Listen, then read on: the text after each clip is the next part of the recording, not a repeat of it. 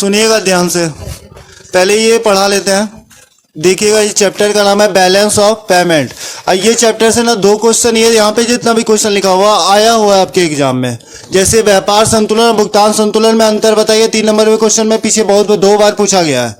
दूसरा देखिएगा चालू खाता और पूंजीगत खाता, ये अभी तक आया नहीं है, लेकिन इससे ऑब्जेक्टिव आया है कि कौन सा चालू खाता में आता है उदाहरण है, कौन सा पूंजीगत खाता में उदाहरण है, कौन पूंजीगत खाता के अंतर्गत नहीं आता है, कौन चालू खाता के अंतर्गत नहीं आता है, इससे लगभग ऑब्जेक्टिव आया हुआ है। दूसरा यहाँ पे देखिएगा भुगतान संतुलन के प्रतिकूल होने के कारण, इससे 5 नंबर का भी क्वेश्चन आया है लॉन्ग में, और ऑब्जेक्टिव भी आया हुआ है कि कौन सा भुगतान संतुलन के प्रतिकूल का कारण नहीं है, तो आपको याद रखना। तो पहले यहां से पढ़ते हैं, भुगतान संतुलन चैप्टर है। व्यापार संतुलन और भुगतान संतुलन में क्या अंतर है वो समझने की कोशिश कीजिएगा। व्यापार संतुलन क्या होता है? आयात निर्यात के मूल्य के अंतर को क्या कहा जाता है? व्यापार संतुलन। आयात निर्यात क्या होता है तो जानते ही होंगे, जैसे वस्तु जब हम लोग भेजते हैं तो क्या हो गया? निर्यात। पैसा आएगा तो ये निर्यात हो गया। जब वस्तु आता है और पैसा जब जाता है तो उसको हम लोग क्या बोलते हैं? तो ये तो कॉन्सेप्ट क्लियर होगा। तो याद रखना, आयात निर्यात के मूल्य के अंतर को व्यापार संतुलन बोला जाता है। जब किसी देश का बाकी विश्व के निवासियों से दृश्य अदृश्य वस्तुओं का लेखा जोखा जो किया जाता है वह क्या कहलाता है? भुगतान संतुलन। सिंपल सा लैंग्वेज में समझना, एक देश जो है ना पूरा वर्ल्ड से जो बिजनेस कर रहा है, अब बिजनेस करने के बाद जो पेमेंट देना बैलेंस रह जाता, उसी को हम लोग क्या बोलेंगे? भुगतान संतुलन।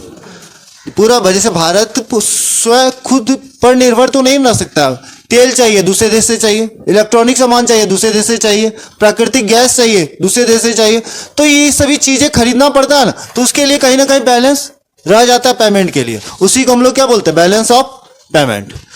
तो व्यापार संतुलन जो है वो भुगतान संतुलन का ही भाग है। तो आप गौर करेगा, व्यापार संतुलन कहीं ना कहीं विशेष रूप से किसका? बैलेंस ऑफ पेमेंट का ही भाग है एक दूसरे से, क्योंकि व्यापार करेंगे तब पेमेंट करेंगे, तो ये ट्रेड करेंगे तब पेमेंट करेंगे, तो ये कहीं ना कहीं एक दूसरे का दोनों भाग है। तो याद रखिए, व्यापार संतुलन जो है भुगतान संतुलन का भाग है। व्यापार संतुलन अगला भाग, भुगतान संतुलन जो है व्यापार संतुलन का अगला भाग है, मतलब पहले ट्रेड करेंगे इसके बाद पेमेंट करेंगे। तो ये तो ऑटोमेटिक आपको समझ आया होगा, पहले क्या होगा? ट्रेड होगा, इसके बाद क्या होगा? पेमेंट होगा। तो भुगतान संतुलन व्यापार संतुलन का अगला भाग है। व्यापार संतुलन का क्षेत्र जो होता है संकुचित होता है, लिमिटेड एरिया है। लिमिटेड मतलब सिर्फ एक देश का बात हो रहा है, इंपोर्ट और एक्सपोर्ट। लेकिन भुगतान संतुलन अनलिमिटेड है, विस्तृत एरिया होता है। इसमें क्या होता है ना, दान हो गया, उपहार हो गया, प्राइज हो गया, बहुत कुछ शामिल होता है।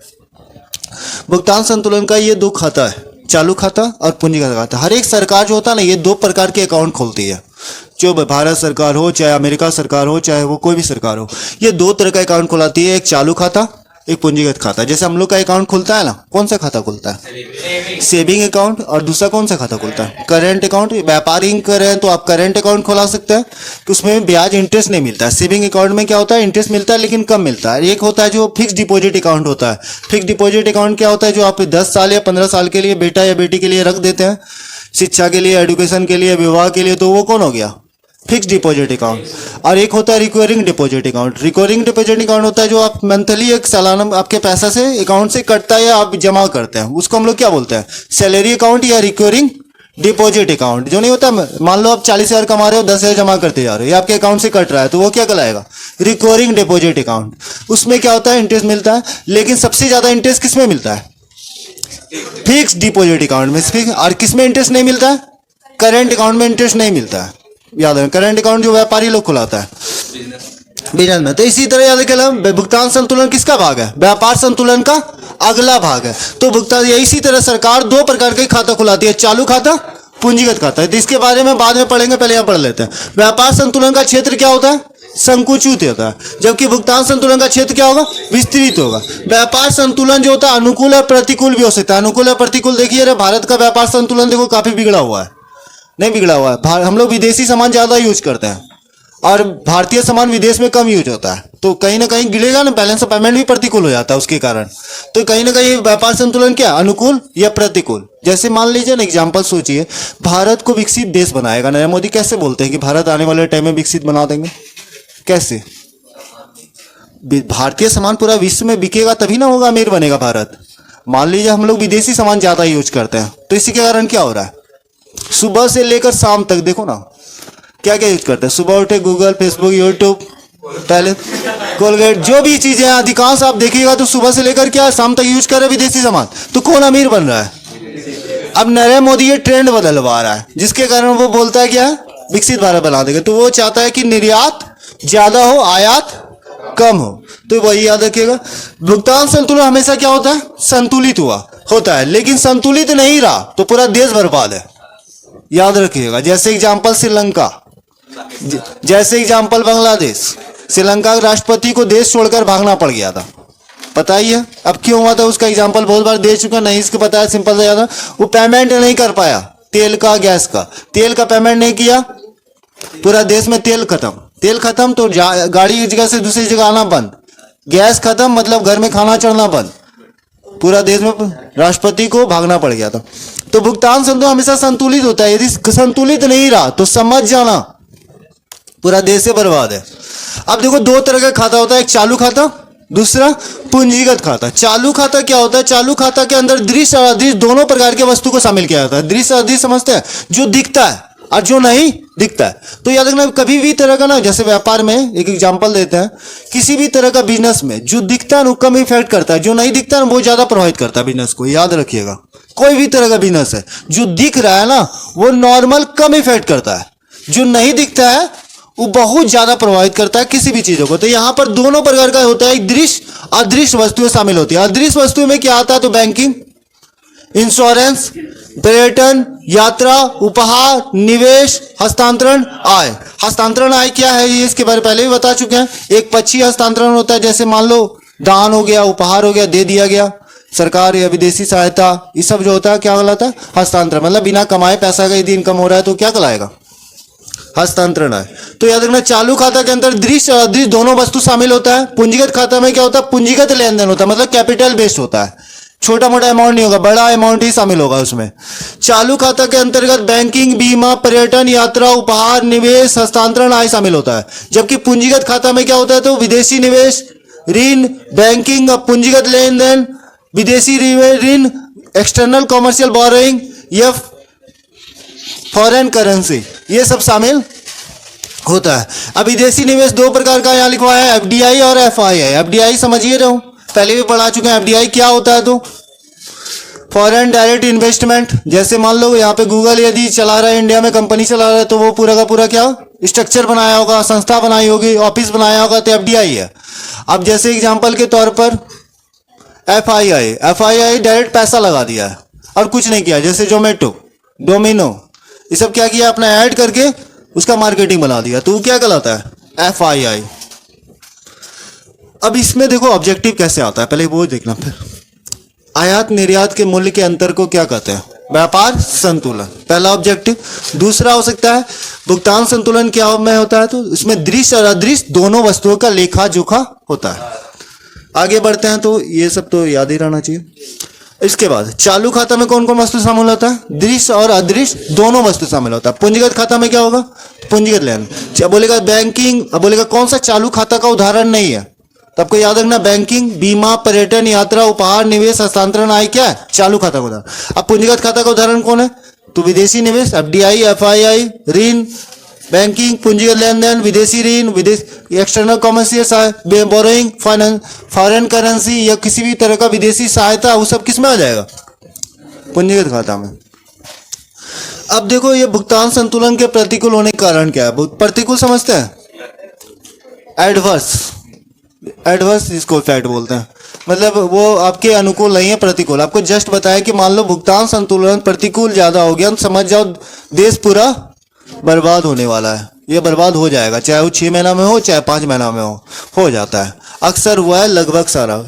खाली एक बचा हुआ है कोई है तो भारत, पहले बैलेंस पेमेंट बहुत गड़बड़ था, कर्जा ले लेके चलाया है और कर्जा इतना लाद दिया है कि सरकार अभी भी ना, भारत सरकार अपना जितना इनकम होता है साल भर का ना, उसका लगभग 40% सिर्फ इंटरेस्ट चुकाती है अभी भी। मतलब जितना सोचो सरकार साल भर में जितना कमाती है उसका 40% क्या दे रही है, ब्याज चुका रही है। तो भुगतान संतुलन के प्रतिकूल होने का क्या कारण है, तो प्रतिकूल होने का पहला प्रमुख कारण क्या, आर्थिक कारण। मतलब भुगतान, जब किसी देशों में बेरोजगारी गरीबी ज्यादा बढ़ने लगेगा, आर्थिक विकास कम होगा, क्रय शक्ति क्षमता कम हो, लोगों को खरीदने का क्षमता कम होगा, तो भुगतान संतुलन धीरे धीरे क्या होने लगेगा, प्रतिकूल होने लगा। क्या कि खरीदेगा कम, बिकेगा कम, उद्योग कल कारखाना नहीं चलेगा, उद्योग कल कारखाना नहीं चलेगा तो बेरोजगारी बढ़ेगा तो गरीबी बढ़ेगा तो आर्थिक विकास लो हो जाएगा। अब लो होगा तो भैया भुगतान संतुलन प्रतिकूल हो जाए।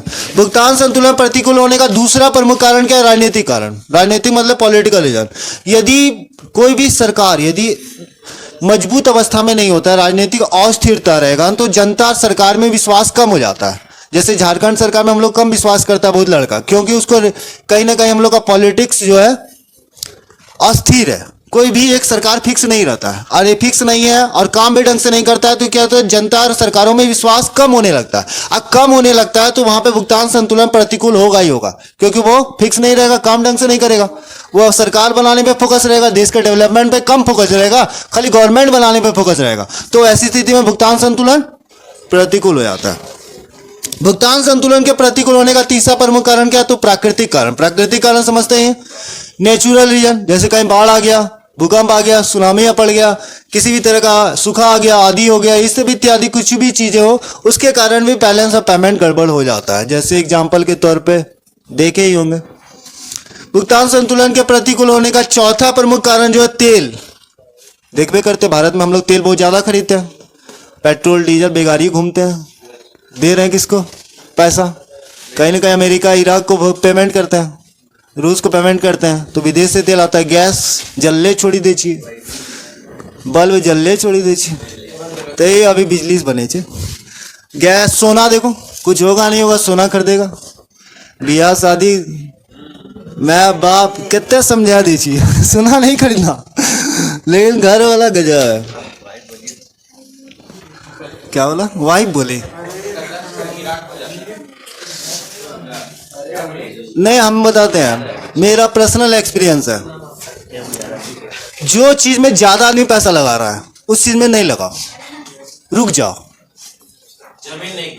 जैसे अभी देवघर में मान लो जमीन में ज्यादा पैसा लगा रहा है, हम कभी नहीं खरीदेंगे, झूठ नहीं बोलते हैं। हमको करोड़ रुपए आ जाएगा ना, हम झारखंड पर बिजनेस कर लेंगे, लेकिन जमीन नहीं खरीदेंगे। क्यों पता है? वो क्या हो रहा है, उसका वैल्यू बनाया जा रहा है नहीं, खरीद करके उसका डिमांड बढ़ा दिया है।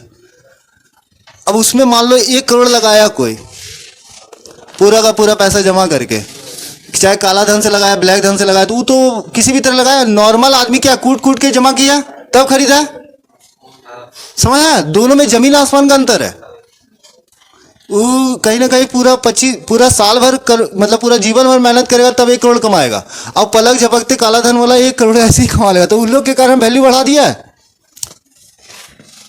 अन्य कारण तो समझिएगा आप, कौन सी बताओ, तो याद रखिएगा। इससे इंपॉर्टेंट क्वेश्चन लिखा देते हैं, पहले वो लिख लीजिए। इंपॉर्टेंट क्वेश्चन लिखिए, घर जाके याद कीजिएगा, ये तो बना दिए हैं।